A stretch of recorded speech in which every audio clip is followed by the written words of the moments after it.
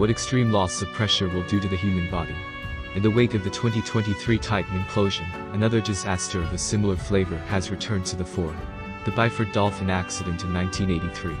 Regarded as an astonishingly brutal industrial incident, the lives of 4 saturation divers working on a Norwegian oil rig perished in a horrifying instant. Their blood flash boiled as the dissolved gases in their bodies and bloodstreams expanded ninefold. They exploded from the inside out, quite literally. It gets worse. One of the poor chaps violently blasted through a small hatch was gruesomely torn to pieces, spraying the deck with a gory torrent.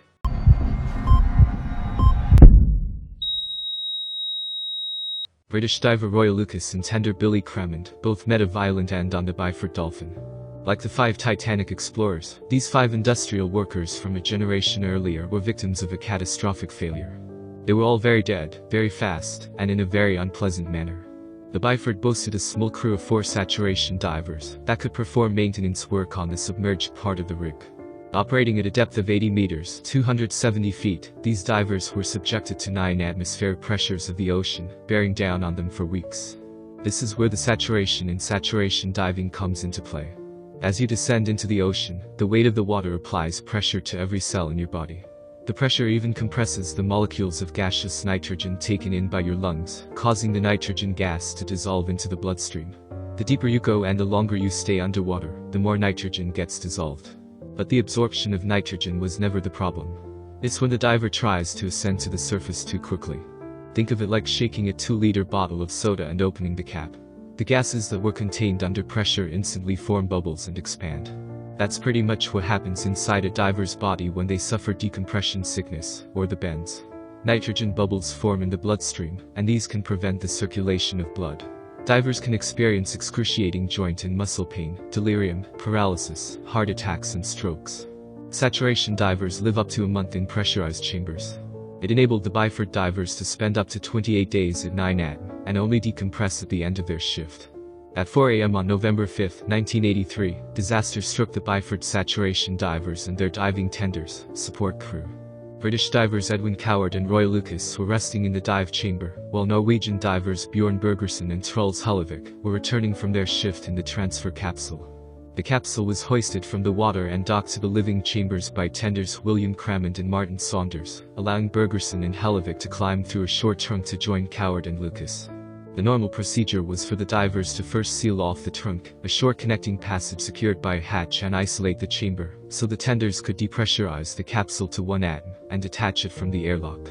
But before Hellevik could close the chamber hatch, William Crammond released the clamp securing the capsule to the trunk. What happened was immediate and horrific. In an instant, the 9 atmospheric pressure of air inside the chambers became 1 atm, with gas violently escaping in what's called an explosive decompression, killing Crammond and critically injuring his fellow tender Saunders. The fate of the 4 saturation divers inside was far worse.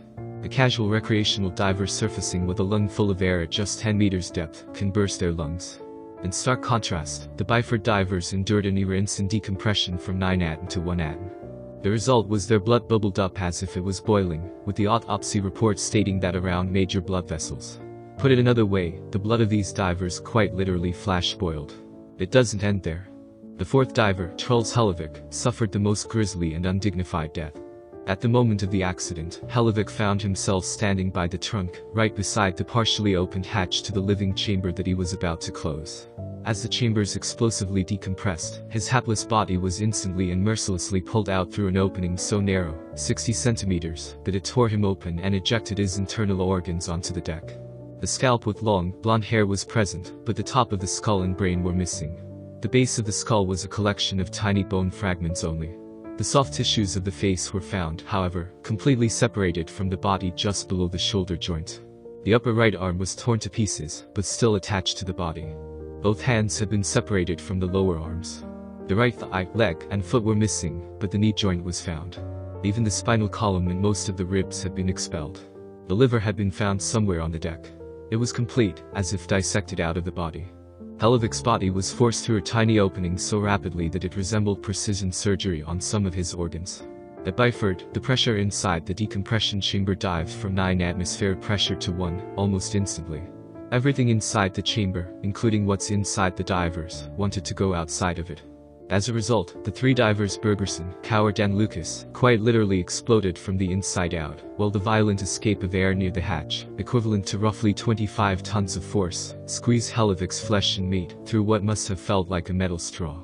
The initial investigation pointed to human error on the part of Crammond for releasing the clamp securing the diving bell to the trunk that connected to the divers' living quarters.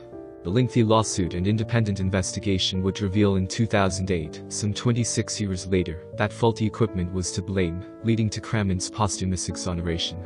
Finally, lone survivor Martin Saunders became a fierce advocate for safety regulations in offshore drilling operations.